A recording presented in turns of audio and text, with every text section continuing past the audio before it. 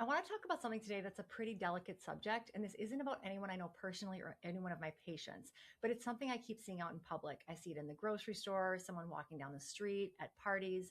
I see people where a lot of their weight has come off, like a lot of it, and they look healthy by the scale on their number, but that's the problem. Underneath it, I can see that their muscle is gone.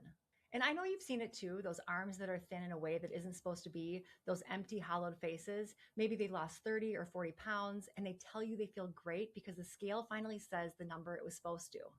And as a physician, here's where I get concerned. It's not that it's good that they didn't lose weight, it's just that they have no idea what they gave up to get there.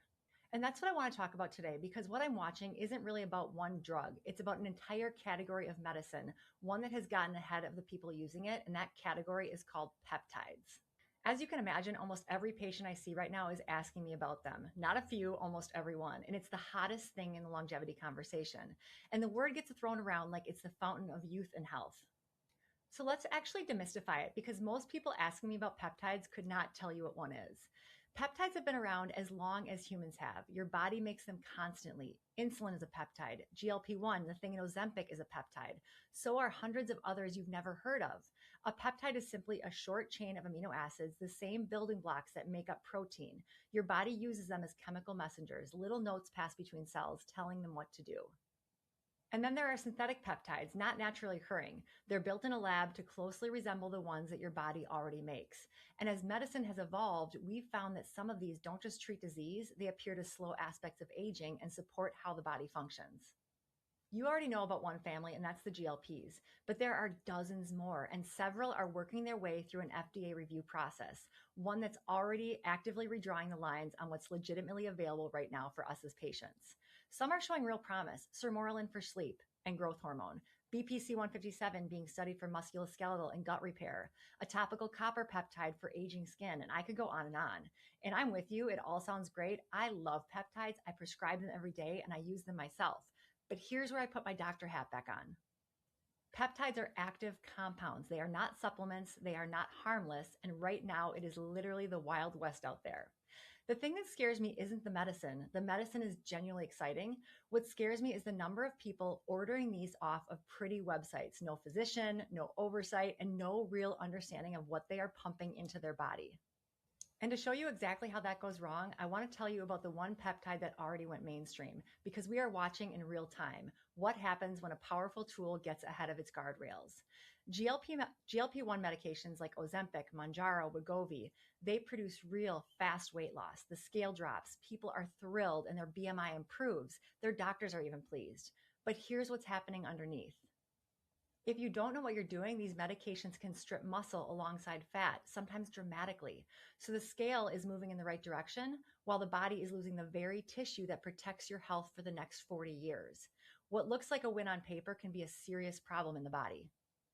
And that's what I'm seeing when these people walk towards me. That's the hollow look. It's not magic. It's muscle loss nobody warned them about. And it's not just how you move and how you look, it's your bones. Muscle and bone are a team, and muscle pulls on bone to keep it strong. So when you strip muscle, you're not just getting weaker, you may be setting your bones up to thin out too. The research here is still shaking out, and some of it's reassuring, but the principle holds. You do not want to lose this tissue at any age. And I know how it happens because it actually happened to me. A few years ago, my stepson was getting married and I was still carrying 20 some pounds from my postpartum years. I had tried everything, cleanses, my own programs. I was exercising like I was running from my fork and nothing moved. So I made a deliberate decision to use a microdose of a GLP. The change was immediate. The snacking stopped, my portions shrank, and 3 months later, I was 20 pounds down and I fit into clothes that I hadn't worn in years. And at the wedding, I will admit, I felt fabulous. That is the good part of the story. One day after I lost my weight, I looked at a picture of myself. Those strong runner's legs that had been years in the making were totally gone.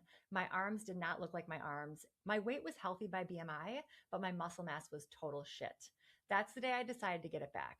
I started lifting 2 to 3 days a week. I started counting protein, and over time, I didn't just rebuild what I'd lost, I built more than I'd ever had.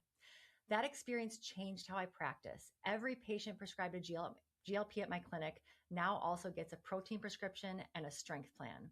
They also get regular body composition scans so we can catch muscle loss before it becomes the thing walking down the street.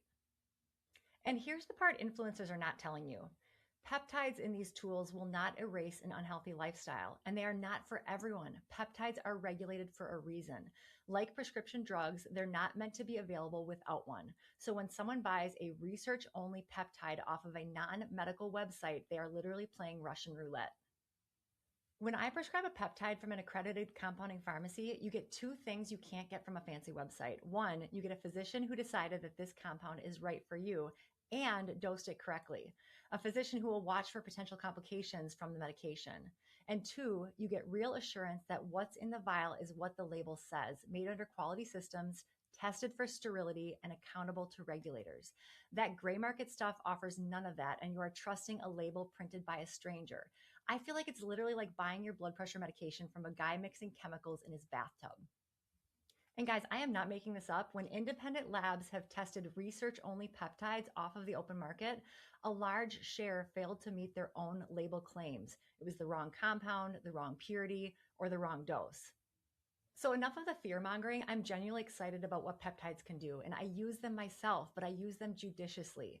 The difference between a tool that extends your vitality and a substance that harms you isn't the peptide, it's whether someone who understands your biology is standing between you and that needle. So if you take one thing away from this, or maybe two, I love peptides. You should definitely look into them, but ask for someone to help you who knows what they're doing. Enlist the help of a licensed and peptide-aware professional who can help you navigate the world of peptides. That's where the next decade of your health gets decided. I'm Dr. Lynn Wagner. This is The Wealthy Life.